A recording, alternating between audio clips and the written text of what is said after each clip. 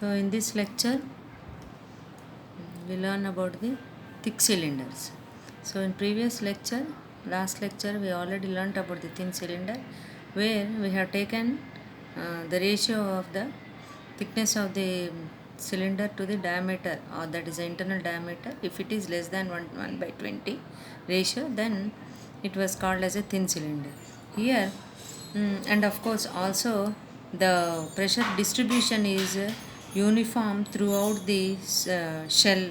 The pressure distribution also is uniform in the thin cylinders, but whereas if the case comes to the about the thick cylinders, the thickness ratio of the ratio of the thickness to the internal dia, if it is greater or more than 1 by 20, then such cylindrical shells are known as, they are termed as thick cylinders. So here a figure is given for the understanding that a thick cylinder which is subjected to an internal pressure.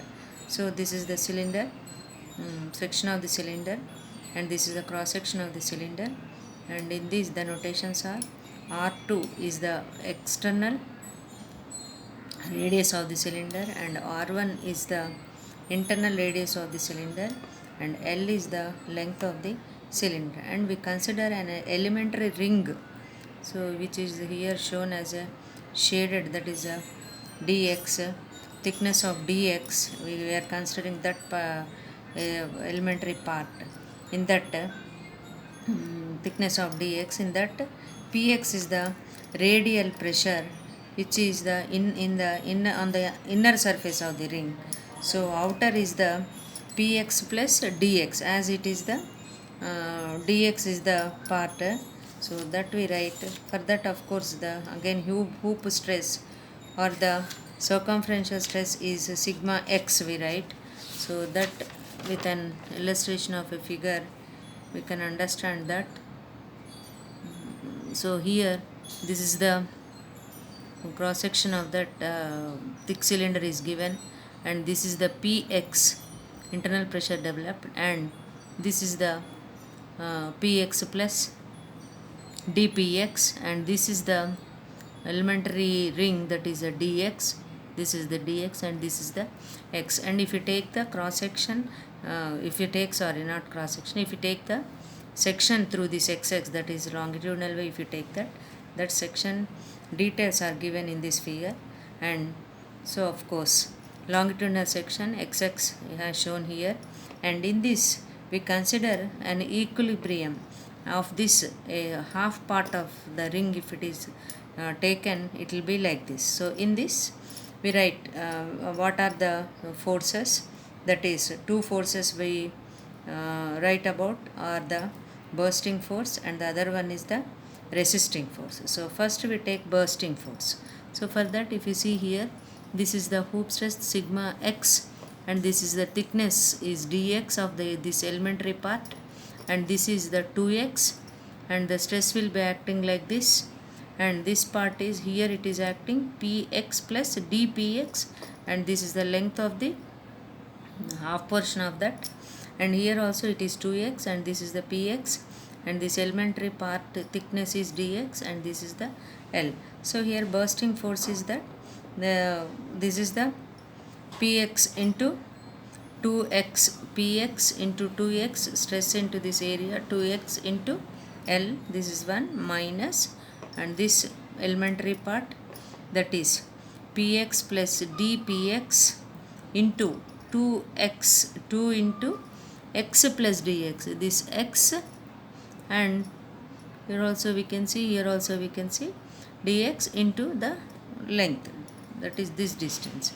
And if we simplify this, we get it as this part, and 2l into minus px into dx, this part px into dx, and x dpx. So the other part, other terms which are dpx, this term, and dx, these are very very small quantities, so they are neglected here, and we write this equation finally as minus 2l into px dx plus x dpx. So this we take it as an equation 1, and this is the bursting force. Now coming to resisting force. So for the resisting force, we write this as the resisting force is definitely it is hoop stress into area on which it is acting. So hoop stress is sigma x into area is 2 dx into L. So the 2 dx is this 2 dx into L, the distance. So this we take it as this resisting force, we take it as equation 2. So now both are the forces acting on that the part of the half portion of the cylinder. So we equate them, that is equating equation 1 to equation 2. So if we take that, that is both we have found out for the same forces. So sigma x into, that is the second equation, sigma x into 2 dx into L is equal to, the first equation is that minus 2L into px dx plus x into dpx. So if we simplify this 2 and 2L, here 2L will be get cancelled. So sigma x is equal to minus px minus x dpx by dx. So this we take it as, we write it as equation 3. And so of course these are the stress, this is the hoop stress we have found out.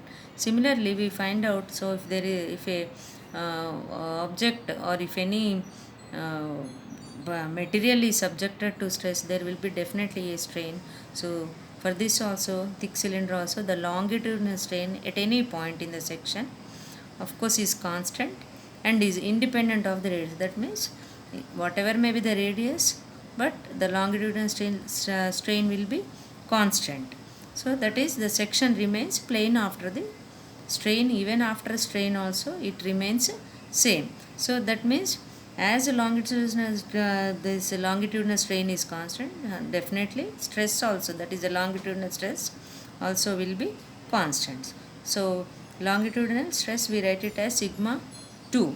So that is a longitudinal stress. So at any point at a distance, for example if we have taken in there an example for the derivation part as x distance. So from the center, if it is at a distance of x, definitely as we already learnt in the previous lecture, that there are three different or three principal stresses will be acting on that. One is the radial compressive stress, which we indicate with px, and the hoop tensile stress, that is sigma x, and the longitudinal tensile stress sigma 2.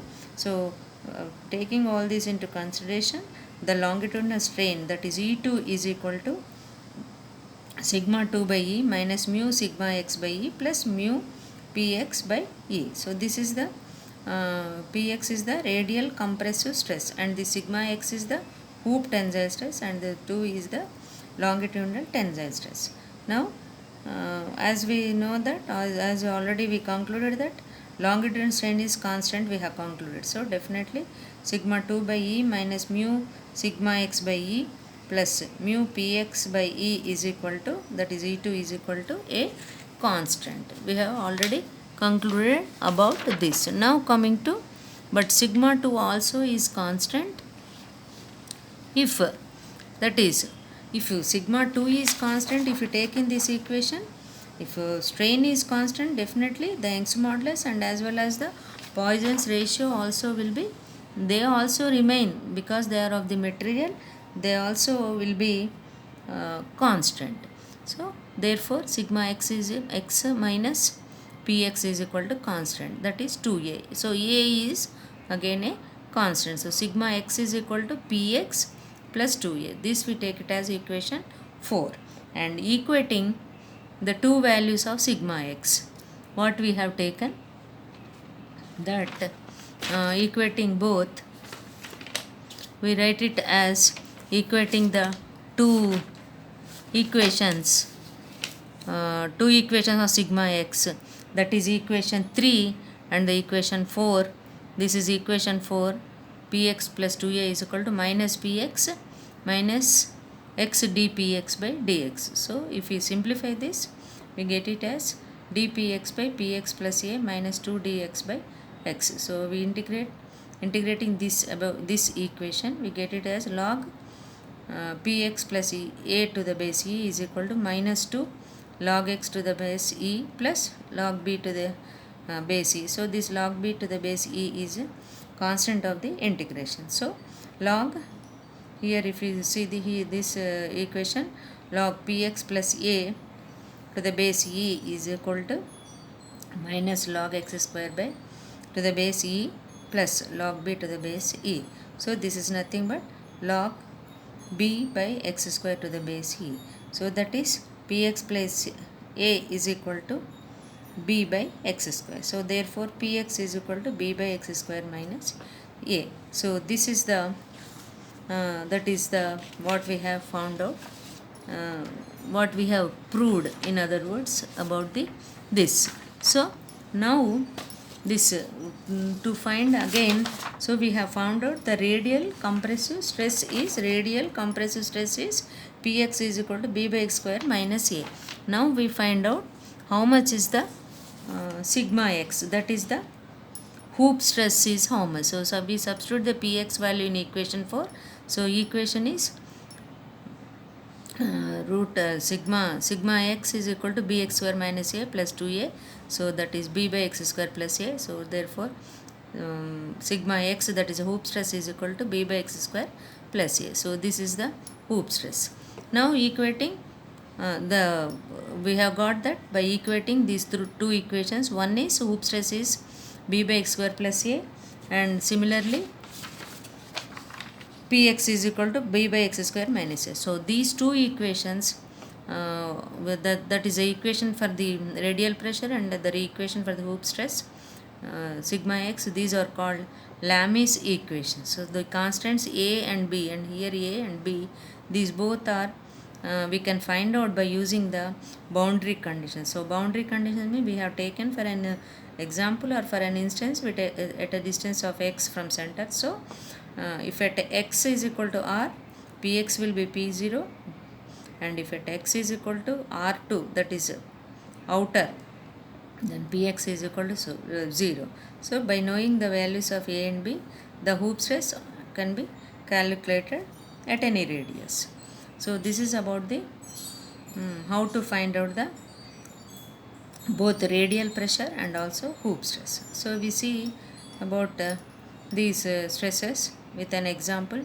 So that example is determine the maximum and minimum hoop stresses across the section of a pipe of 400 mm internal diameter and 100 mm thick when the pipe contains a fluid at a pressure of 8 newtons per square mm, and also sketch the radial pressure distribution and hoop stress distribution across the section. So what is the given data? That is